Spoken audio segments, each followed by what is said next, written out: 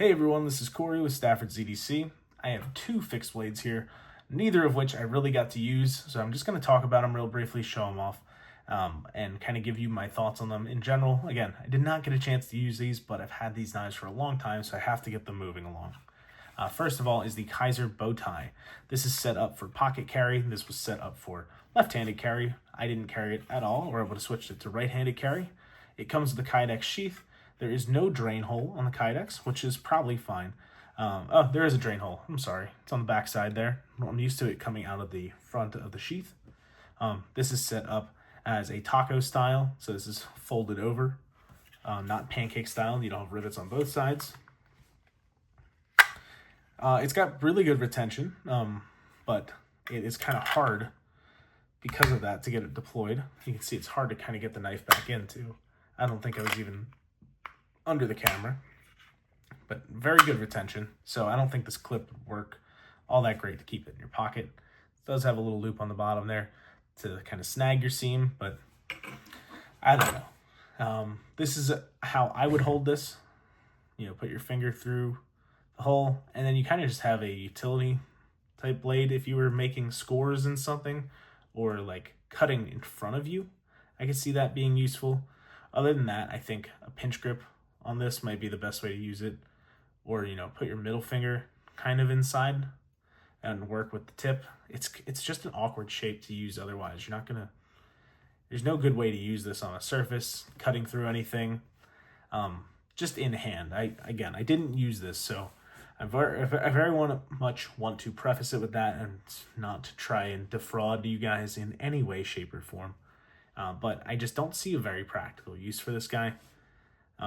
Maybe it's a self-defense thing. I just don't know. I don't enjoy this knife, and don't see a situation where it would be crazy useful. So that's the Bowtie. Kizer charges anywhere between $38 and $42 for one of these. There you have it. So Bowtie aside, this is the Remette Knives Allosaurus, which comes with this Kydex sheath, a ferro rod with a scraper, and this is another kind of weird knife. It fits my hand. I wear a large size glove. There's just enough room to get the pinky on there. You could attach a lanyard if you really wanted to. Choking up on this would be really comfortable, but there's no place to do it.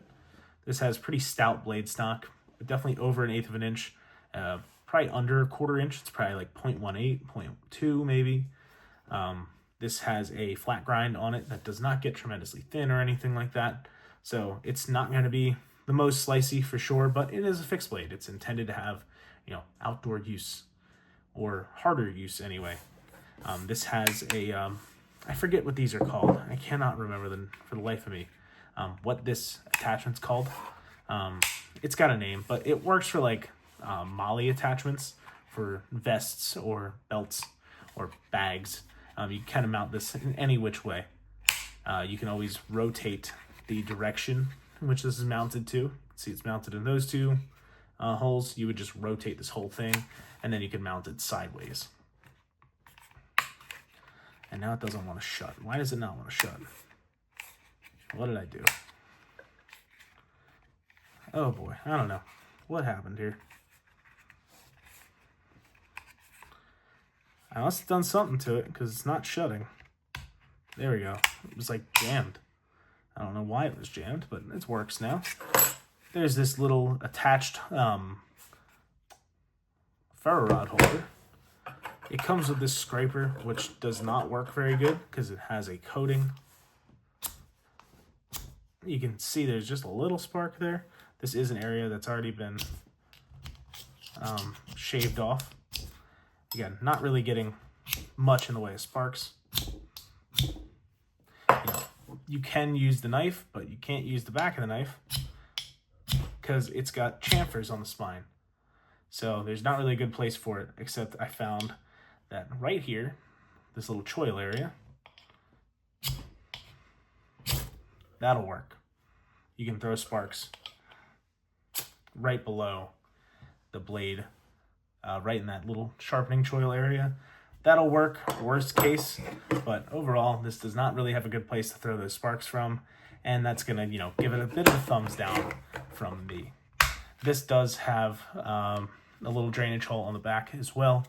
Again, you have that MOLLE attachment that I cannot remember the name of. And you have this pretty useless little striker measuring tool that also does, I guess, some size of bolt that you could get to.